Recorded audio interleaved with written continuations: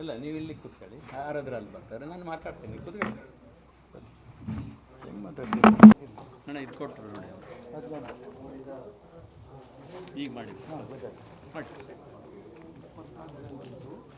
ಎಲ್ಲರಿಗೂ ನಮಸ್ಕಾರ. ಮಾಧ್ಯಮ ಮಿತ್ರರನ್ನ ಹಾಗೂ ದೃಶ್ಯ ಮಾಧ್ಯಮ ಮಿತ್ರರನ್ನ ಆತ್ಮೀಯವಾಗಿ ಸ್ವಾಗತಿಸ್ತಾ, ಶ್ರೀಗಂಧ ಸಂಸ್ಥೆ ಸಬ್ಜೆಕ್ಟ್ ನಮ್ಮ ಜೊತೆಗೆ ಈ ದಿವಸ ಶ್ರೀಗಂಧ ಸಂಸ್ಥೆಯ ಅಧ್ಯಕ್ಷರಾದಂಥ ಶ್ರೀಯುತ ಕೆ.ಎಸ್. ಈಶ್ವರಪ್ಪ ಅವರಿದ್ದಾರೆ. ಶಿವಗಂಗಾ ಯೋಗ ಕೇಂದ್ರದ ಶ್ರೀಯುತ ಸುಧಾರತಿ ಅವರು ನಮ್ಮ ಜೊತೆಗಿದ್ದಾರೆ. ಅವರಿಗೂ ಆತ್ಮೀಯವಾದ ಸ್ವಾಗತ. ಅದೇ ರೀತಿ ನಮ್ಮ ಶ್ರೀಗಂಧ ಸಂಸ್ಥೆ ಕೊಡ್ತಾ ಇದ್ದೇನೆ. ಅದೇ ರೀತಿ ನಮ್ಮ ಸತ್ಯನಾರಾಯಣ ಅವರು ನಮ್ಮ ಜೊತೆಗಿದ್ದಾರೆ. ಅವರಿಗೂ ಕೂಡ ಆತ್ಮೀಯವಾದ ಸ್ವಾಗತ. ಅದೇ ರೀತಿ ನಮ್ಮ ಶ್ರೀಗಂಧ ಶ್ರೀಯುತ ಕಾರ್ಯದರ್ಶಿ ಎಲ್ಲ ಸದಸ್ಯರು ಹಾಗೂ ಮಾಧ್ಯಮ ಮಿತ್ರರು ಈ ಒಂದು ಅಭೂತಪೂರ್ವ ಕಾರ್ಯಕ್ರಮವನ್ನು ಹೆಚ್ಚಿನ ಒಂದು ಸಹಕಾರ ಮತ್ತೊಮ್ಮೆ ಧನ್ಯವಾದಗಳನ್ನು ಸಮರ್ಪಣೆ ಮಾಡ್ತಾ ಇದ್ದೀನಿ.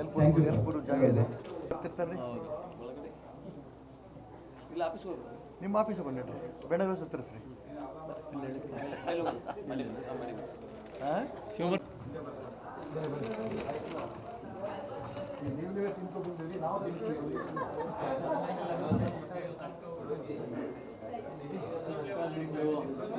ಇನ್ವಿಟೇಷನ್ ನೋಡಿ ಯಾರು ತಗೊಳ್ಳೋದು ನೀವು?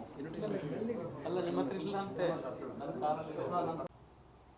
ನಾನು ಇದಲ್ಲದೇ ಒಂದು ಸಬ್ಜೆಕ್ಟ್ ನಾನು ರಾಜ್ಯ ಮಟ್ಟದ ಪ್ರಸ್ತಾಪ ಮಾಡೋಕ್ಕೆ ಇಷ್ಟಪಡ್ತಾ ಇದ್ದೇನೆ. ಚಿನ್ನ ಸ್ಮಗ್ಲಿಂಗ್ ಆಗ್ತಾ ಇರೋಂಥ ಸಂದರ್ಭ ರಾಜ್ಯದಲ್ಲಿ, ದೇಶದಲ್ಲಿ, ಪ್ರಪಂಚದಲ್ಲಿ ಹೊಸದೇನಲ್ಲ. ಯಾರು ಸ್ಮಗ್ಲಿಂಗ್ ಮಾಡ್ತಾರೆ ಅವ್ರು ಅನುಭವಿಸ್ತಾರೆ. ಆದರೆ ಚಿನ್ನ ಸ್ಮಗಲ್ ಮಾಡಿದಂಥ ವ್ಯಕ್ತಿ ಜೊತೆಗೆ ಕಾಂಗ್ರೆಸ್ಸಿನ ವ್ಯಕ್ತಿಗಳೇ ಗೃಹ ಇಲಾಖೆಯನ್ನು ಒಂದು ರೀತಿಯ ತಪ್ಪಿತಸ್ಥ ಸ್ಥಾನದಲ್ಲಿ ನಿಲ್ಲಿಸ್ತಾ ಇದ್ದಾರೆ ಅನ್ನೋಂಥ ನೋವು ನನಗಾಗ್ತಾ ಇದೆ. ಮುಖ್ಯಮಂತ್ರಿಗಳಾದಿಯಾಗಿ, ಉಪಮುಖ್ಯಮಂತ್ರಿಗಳಾದಿಯಾಗಿ ಎಲ್ಲರೂ ಕೂಡ ಗೃಹ ಸಚಿವರ ಮನೆಗೆ ಹೋಗ್ಬಿಟ್ಟು ಬರ್ತಾ ಇದ್ದಾರೆ. ತಪ್ಪಲ್ಲ. ಇಲ್ಲಿ ಗೃಹ ಸಚಿವರು ಏನು ಹೇಳಿದ್ರು, ಉಪಮುಖ್ಯಮಂತ್ರಿಗಳು ಏನು ಹೇಳಿದ್ರು ಬಹಳ ಮುಖ್ಯ. ಉಪಮುಖ್ಯಮಂತ್ರಿಗಳು ಗೃಹ ಮಂತ್ರಿಗಳ ಮನೆಗೆ ಹೋಗಿ ಬಂದು ಹೇಳ್ತಾರೆ, ಆ ರಮ್ಯಾ ಏನು ಸ್ಮಗ್ಲಿಂಗ್ ಮಾಡಿರೋಂಥ ಹೆಣ್ಮಗಳಿದ್ದಾಳೆ, ಅವರಿಗೆ 40 ಲಕ್ಷ ರೂಪಾಯಿ ನಾನು ಕೊಟ್ಟಿದ್ದೇನೆ ಅಂತ ಮಾನ್ಯ ಜಿ ಪರಮೇಶ್ವರ್ ಅವರು ನನಗೆ ತಿಳಿಸಿದರು ಅಂತ ನೇರವಾಗಿ ಉಪಮುಖ್ಯಮಂತ್ರಿ ಶಿವಕುಮಾರ್ ಹೇಳ್ತಾರೆ. ಈ ರೀತಿ ಹೇಳಿದಾರಲ್ಲ ಡಿ.ಕೆ. ಶಿವಕುಮಾರು, ಇದಕ್ಕೆ ನೀವೇನು ಹೇಳ್ತೀರಿ ಅಂತ ಪರಮೇಶ್ವರ್ ಕೇಳಿದ್ರೆ ಅವ್ರು ಹೇಳ್ತಾರೆ, ಯಾರು ಹೇಳಿದ್ರು ಅವ್ರಿಗೆ ಕೇಳ್ಕೊಡಿ ಅಂತ. ಇದು ಪರಮೇಶ್ವರು, ಡಿ.ಕೆ. ಶಿವಕುಮಾರ್ ವೈಯಕ್ತಿಕ ವಿಚಾರ ಇದಲ್ಲ. ಕರ್ನಾಟಕ ರಾಜ್ಯದ ಗೃಹ ಮಂತ್ರಿಗಳ ಮೇಲೆ ಬಂದಿರೋಂಥ ಆಪಾದನೆ. ಗೃಹ ಮಂತ್ರಿಗಳು ಹೇಳಿಕೆ ಕೊಟ್ಟಿದ್ದರೆ ಮುಗಿದೋಗ್ತಿತ್ತು. ಸ್ವತಃ ಗೃಹ ಮಂತ್ರಿಗಳು ಯಾರು ಹೇಳಿದ್ರು ಅವ್ರು ಕೇಳ್ಕೊಳ್ಳಿ ಅಂತಂದರೆ, ಹಾಗಾದರೆ ಇದನ್ನು ಗೃಹ ಮಂತ್ರಿಗಳು 40 ಲಕ್ಷ ರೂಪಾಯಿನ ರಮ್ಯಾ ಅವರಿಗೆ ಕೊಟ್ಟಿದ್ದಾರೋ ಇಲ್ಲೋ, ಇಡಿ ಅಧಿಕಾರಿಗಳ ಹತ್ರ ಅದು ಹೇಳಿದಾರೋ ಇಲ್ಲೋ, ಡಿ.ಕೆ. ಶಿವಕುಮಾರ್ ಹೇಳ್ತಿರೋದು ಸತ್ಯವೋ ಅಲ್ವೋ, ಇದು ಇವತ್ತು ಬಹಿರಂಗ ಆಗಬೇಕು. ಕರ್ನಾಟಕ ರಾಜ್ಯದ ಜನ ವೈಯಕ್ತಿಕವಾಗಿ ಪರಮೇಶ್ವರರು, ಡಿ.ಕೆ. ಶಿವಕುಮಾರ್ ಏನೇನು ಮಾತಾಡ್ತಿದ್ರಿ ನಮಗೆ ಸಂಬಂಧ ಇಲ್ಲ. ಗೃಹ ಮಂತ್ರಿ ಸ್ಥಾನವನ್ನು ಒಂದು ರೀತಿಯ ತಪ್ಪಿತಸ್ಥ ಸ್ಥಾನ ನಿಲ್ಲಿಸಿರೋದು ನಿಜಕ್ಕೂ ರಾಜ್ಯದ ಜನರಿಗೆ ತುಂಬ ನೋವಾಗಿದೆ. ಇದನ್ನು ತುಂಬ ಸ್ಪಷ್ಟನೆ ಮಾಡಬೇಕಾದ್ರೆ ಎಂಕ್ವೈರಿ ಏನಾಗುತ್ತೆ, ಇಡಿ ಏನು ಹೇಳುತ್ತೆ, ಅದು CBIಗೆ ಹೋಗುತ್ತೋ, ಯಾಕಂದರೆ ಅಂತಾರಾಷ್ಟ್ರೀಯ ಸಮಸ್ಯೆ ಇದು. ರಮ್ಯಾ ಬರೀ ಕರ್ನಾಟಕದ ಹೆಣ್ಮಗಳಾಗಿದ್ದರೆ ಇಲ್ಲಿ ಮುಗಿತಿರಲಿಲ್ಲ. ಅವ್ರು ಬೇರೆ ಬೇರೆ ದೇಶದ ಜೊತೆ ಸಂಪರ್ಕ ಇತ್ತು ಅನ್ನೋ ಸುದ್ದಿಗಳೆಲ್ಲ ಬರ್ತಾ ಇದೆ. ಹಾಗಾಗಿ CBIಗೆ ಹೋಗುತ್ತೋ, CBIಗೆ ಹೋಗಲ್ವೋ, ನಾನು ಅದಕ್ಕೆ ವಿವರಕ್ಕೆ ಹೋಗಲ್ಲ. ನಾನು ಇವರ ಪರಮೇಶ್ವರ್ ತಪ್ಪಿತಸ್ಥರು ಹೌದೋ ಅಲ್ಲೋ ಅದನ್ನೂ ಹೇಳಲ್ಲ. ಇವರಿಬ್ಬರು ಸಂಭಾಷಣೆ ಇದೆಯಲ್ಲ, ಗೃಹ ಮಂತ್ರಿ ಸ್ಥಾನದ ಬಗ್ಗೆನೇ ರಾಜ್ಯದ ಜನಕ್ಕೆ ಅವಮಾನ ಅನ್ನೋಕ್ಕಿಂತ ಅನುಮಾನ ಆಗೋಂಥ ಪರಿಸ್ಥಿತಿ ಇವತ್ತು ರಾಜ್ಯದಲ್ಲಿ ಬಂದಿದೆ.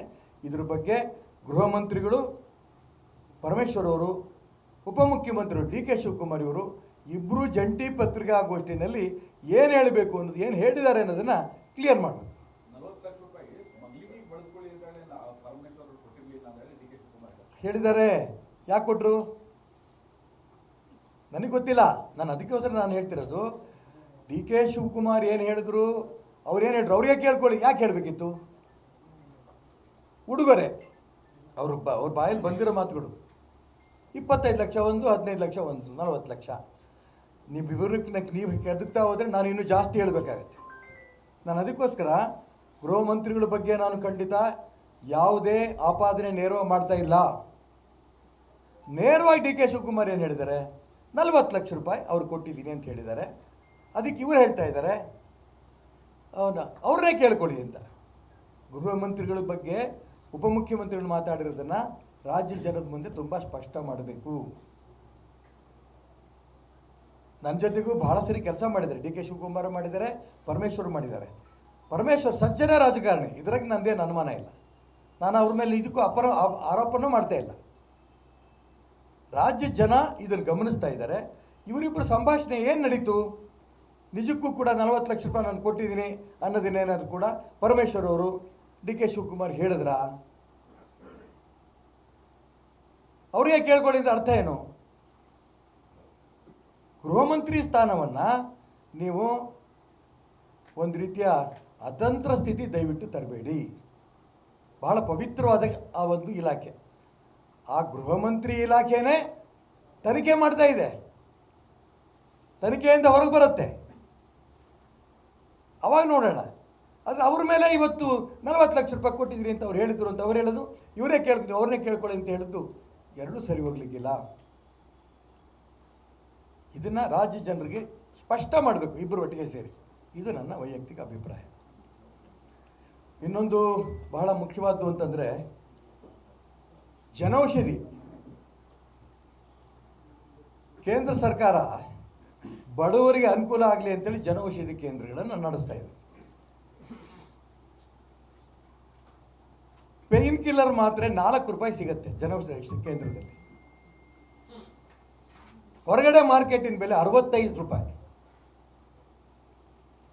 ಇವತ್ತು ನಾವು ಇನ್ನೂ ನಿಲ್ಲಿಸಿಲ್ಲ ಅನ್ನೋಂಥ ಮಾತನ್ನು ಒಂದು ಕಡೆ ಮಾನ್ಯ ದಿನೇಶ್ ಗುಂಡೂರಾವ್ ಹೇಳ್ತಾರೆ, ಇನ್ನೊಂದು ಕಡೆ ಹೇಳ್ತಾರೆ ಸಾವಿರಾರು ಜನೌಷಧಿ ಕೇಂದ್ರಗಳಿದೆ, 180 ಸೆಂಟರ್ಸ್ ಮಾತ್ರ ನಾವು ನಿಲ್ಲಿಸಂತ ಯೋಚನೆ ಮಾಡ್ತಾ ಇದ್ದೀವಿ. ಯಾಕೆ ನಿಲ್ಲಿಸ್ತೀರಿ? ಇನ್ನೊಂದು ಕಡೆ ಹೇಳ್ತಾರೆ ಅದೇ ಮಾನ್ಯ ಮಂತ್ರಿಗಳು, ಇಲ್ಲಿ ಅದು ಹೇಳೋದ್ರಿಂದ ಆಸ್ಪತ್ರೆ ಒಳಗಿರೋಂಥ ಔಷಧಿಗಳು ನಾವು ಉಚಿತವಾಗಿ ಕೊಡ್ತೀವಿ. ಉಚಿತವಾಗಿ ಕೊಟ್ಟಿದ್ರೆ ಈ ಮಾತ್ರೆಗಳನ್ನೆಲ್ಲ ಜನೌಷಧಿ ಕೇಂದ್ರಕ್ಕೆ ಹೋಗಿ ಬಡವರು ಯಾಕೆ ತಗೋತಿದ್ರು? ನೀವು ಕೊಡಿ, ಇನ್ನೂ ಉಚಿತವಾಗಿ ಕೊಡಿ, ತುಂಬ ಸಂತೋಷ. ರಾಜ್ಯ ಜನಕ್ಕೆ ಸ್ಪಷ್ಟ ಮಾಡಬೇಕು, ಯಾವುದೇ ಕಾರಣಕ್ಕೂ ಕೂಡ ಜನೌಷಧಿ ಕೇಂದ್ರಗಳನ್ನು ನಾವು ನಿಲ್ಲಿಸೋದಿಲ್ಲ. ಜನೌಷಧಿ ಕೇಂದ್ರಗಳೇನಾದರೂ ಪೂರ್ಣ ರಾಜ್ಯದಲ್ಲಿ ನಿಲ್ಲಿಸಿದ್ರೆ ಜನಾಂದೋಲನೆ ಆಗುತ್ತೆ, ಉಗ್ರ ಹೋರಾಟಗಳಾಗತ್ತೆ. ಈ ಎಚ್ಚರಿಕೆಯನ್ನು ನಾನು ಮಾನ್ಯ ಈ ಸರ್ಕಾರಕ್ಕೆ ಹೇಳಕ್ಕೆ ಇಷ್ಟಪಡ್ತೇನೆ. ಮುಖ್ಯಮಂತ್ರಿಗಳ ಕಡೆ ಗಮನ ಕೊಡಬೇಕು, ಅವರೇ ಅರ್ಥ ಸಚಿವರಾಗಿರೋದ್ರಿಂದ. ಹಾಗಾಗಿ ಬಡವರಿಗೆ ಯಾವುದೇ ಕಾರಣಕ್ಕೂ ದ್ರೋಹ ಮಾಡಬೇಡಿ, ಇದು ನಾನು ಒತ್ತಾಯ. ಜನೌಷಧ ಕೇವಲ ಮಿಚ್ಚದ ಪ್ರಸಪ ಜೊತೆಗೆ ಅಲ್ಲಿ ಮೆಡಿಸಿನ್ಗಳೇ ಸರಿ ಸಿಗಲ್ಲ. ಮಾಮೂಲಿ ಸಾಮಾನ್ಯ ದಿನನಿತ್ಯ ಬಳಸುವಂತ BP ಶುಗರ್ ಮಾತ್ರೆಗಳೇ ಸರಿ ಸಿಗುತ್ತಿಲ್ಲ. ಎಲ್ಲಿ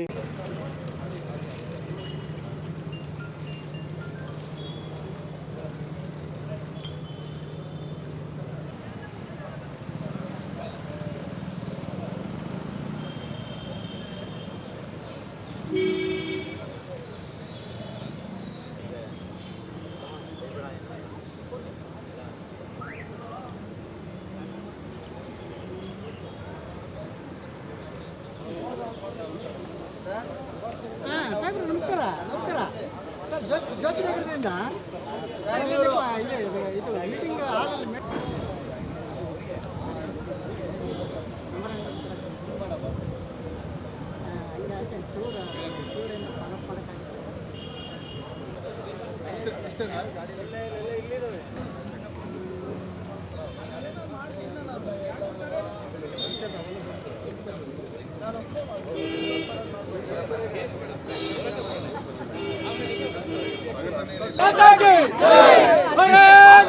ಕಿ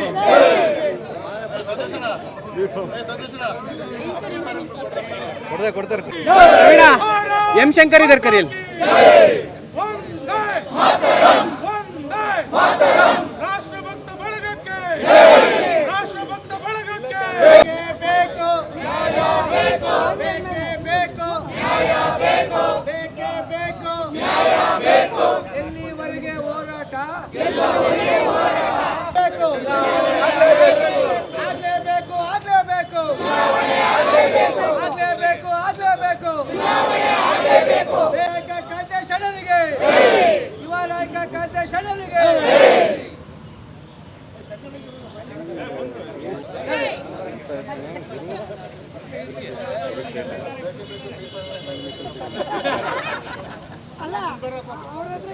केएस ईश्वरप्पा जी की नरेंद्र मोदी जी की नरेंद्र मोदी जी की के कांतेश की के कांतेಶ್ ಅವರಿಗೆ ಹೆಚ್ಚಿನ ಸುದ್ದಿಗಳಿಗಾಗಿ ನಮ್ಮ ಚಾನೆಲ್ನ ಸಬ್ಸ್ಕ್ರೈಬ್ ಮಾಡಿ,